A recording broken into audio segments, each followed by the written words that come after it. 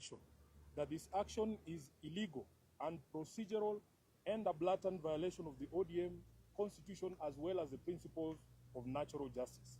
At no time have I been informed of any allegations against me, be they of indiscipline, insubordination, or incompetence in the execution of my duties as the Secretary General. Neither have I been invited to respond to any complaints in and out of the party on any matter that would constitute grounds for removal of a Secretary General. Consequently, no lawful organ of the party has invited me to any hearing. Indeed, as far as internal differences in opinion go, my only cry is that I have refused and I oppose any plans and schemes within the party to support President William Ruto's re-election, because I have held and continue to hold the firm position that this country cannot afford another 5 years of this expensive, divisive, incompetent, and disastrous Ruto misadventure. Kleptocracy is not a philosophy that an entire nation can give a second chance. This month marks the beginning of my 9th year as SG of ODM. I am the longest serving individual in that position.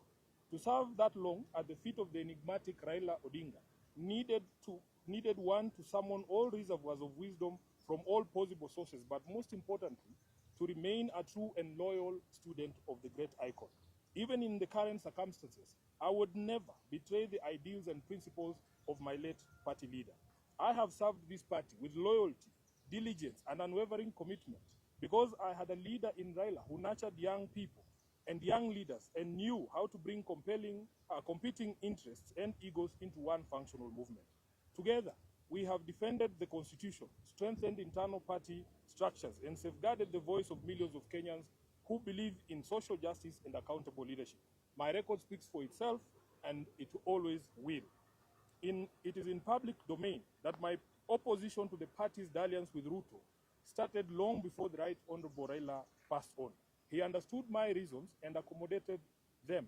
It is also a known fact that regardless of what political deals Raila struck with different regimes, he would never have allowed his beloved party to be turned into a mere appendage of State House, where decisions are rubber-stamped after instructions are received from the regime. It is painful to note that sections of the party continue to desecrate the legacy and memory of Raila by turning this party into a theater of the illegal. Just last week, on 3rd February, a Gazette notice was released purporting to legitimize the recent changes in party leadership, with the rider asking for public input within 7 days, even though the stated date had lapsed by 3 weeks. Essentially, those who now purport to run the party are aware that, for instance, the new party leader was installed unprocedural and unconstitutional. These shortcuts and illegal edicts reflect the bad manners that progressive institutions and individuals pick up as soon as they get cozy with William Ruto. I leave it to the party members to judge if this really is the path that the Right Honorable Raila Odinga had set for us. Just 4 months after his death, we can all agree that Raila must be turning in his grave. In recent times, many respected personalities within the movement have reached out to me and the rest of the leadership, seeking a middle ground of unity, at least until the National Delegates Convention is called. I may not mention all of them, but the party trustees, and they know themselves, as well as Mama Ida Odinga and Her Excellency Ruth Odinga, the women representative for Kisumu, among others, have worked tirelessly to try and unite the party and renew the spirit of Raila in the party. But it seems the rest of the leadership, answering to instructions from elsewhere, has been unable to embrace dialogue. I want to assure our members across the country that this is not about positions. It is about principle. It is about protecting the integrity of our party. It is about ensuring that ODM remains a democratic institution governed by rules and not by impulses. And whatever actions I take from here, obviously after wide consultations, I will do so with my head held high, knowing full well that I have never once let down my leader, the Right Honorable Raila Odinga, or the members of this party who are its backbone. As I said in Busia, Raila did not raise cowards. He did not teach us to run away from hardship or challenges, but to confront them head-on. Our party constitution places a responsibility on us to fight for ODM, and fight we shall. Through all lawful means, we shall fight for this great institution until the very end. We will challenge every illegality in the courts of law and in the court of public opinion. Surrender is not an option for us. I urge our members to remain calm, steadfast, and committed to the ideals that brought us together. ODM is bigger than any individual, and it must remain anchored in justice, transparency, and respect for its own constitution. Even as we confront the spectacle of stagnation against progress and liberal versus conservative clashes in our politics, we shouldn't fall for the allure of easy largesse and cheap promises made to the electorate for the sole purpose of perpetuating the age-old slavery visited on citizens of this nation by a regime lacking in legitimacy. I remain a loyal member and the duly elected Secretary General of the ODM party. I remain committed to the struggle for a fair, just, and democratic Kenya. As I navigate this period, I ask for your prayers and goodwill, but most importantly, for all of you to remain vigilant in guarding the freedoms that Raila Odinga taught us never to compromise over. We are the generation that will reach Kana, as envisaged by the late Raila Amolo Odinga. Nothing will distract us from this endeavor.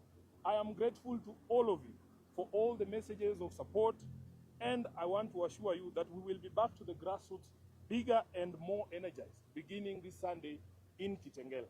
Thank you very much, and God bless you.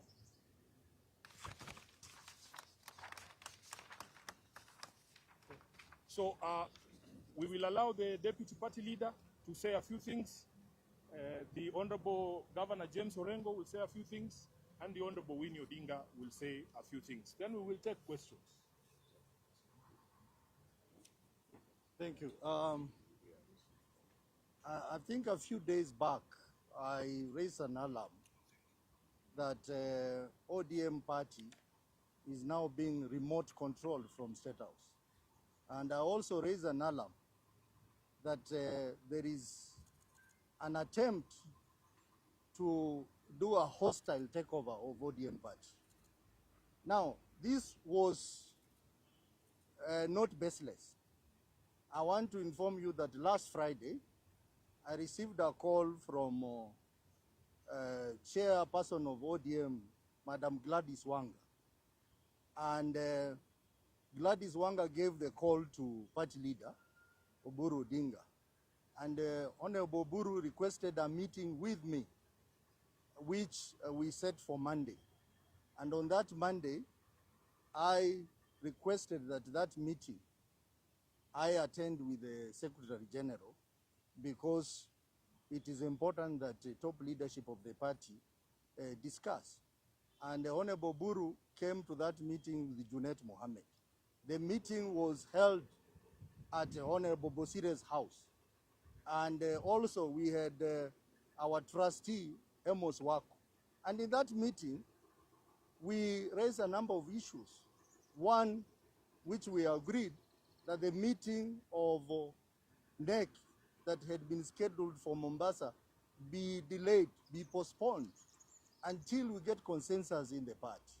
We also agreed a team of trustees led by our elders, Honorable Amos Wako, Honorable Anyang, Honorable James Orengo, Honorable Bosire, and others, continue with the mediation process in the party.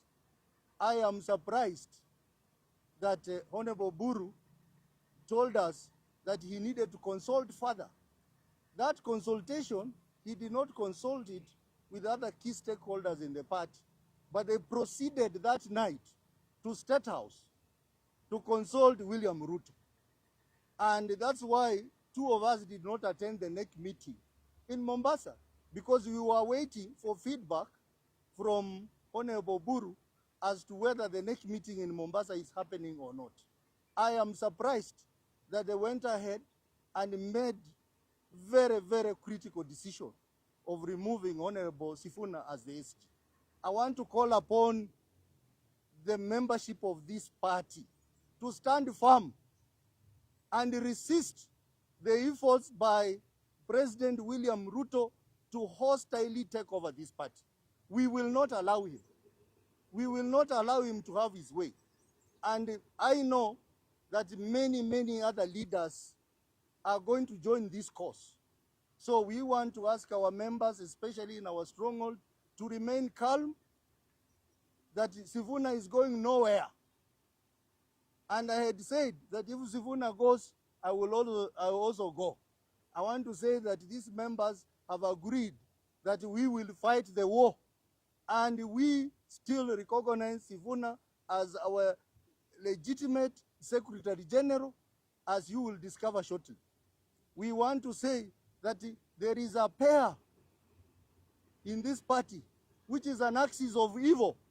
They know themselves, I'm not going to mention their name, who are working day and night to assist William Ruto to wreck this party. We will not allow you.